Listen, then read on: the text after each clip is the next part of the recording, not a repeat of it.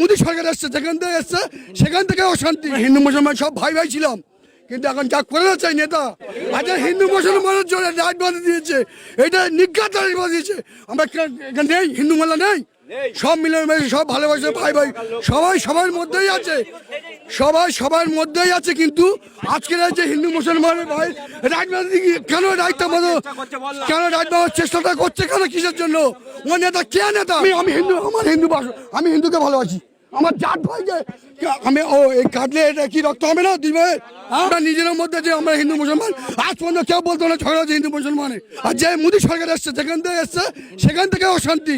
কেন হিন্দুরা করে বিক্রি করতে হবে না? কেন মোল্লারা কুরবানি দিতে কোনো চাঁদাবাজ আছে? হ্যাঁ, এগুলো ছিল না কি আগে ছিল না কি বলুন? এগুলো করাটা ঠিক হয় না। যে করছে কিন্তু ক্ষতি করছে, যে হিন্দুবাদে হয়তো খারাপ ভাবছে, যে হিন্দুরা খারাপ ভাবছে কিন্তু খারাপ ভাবুক, আমার উপরে খারাপ ভাবুক, কিন্তু আমি যেটা বলছি বাস্তব বলছি।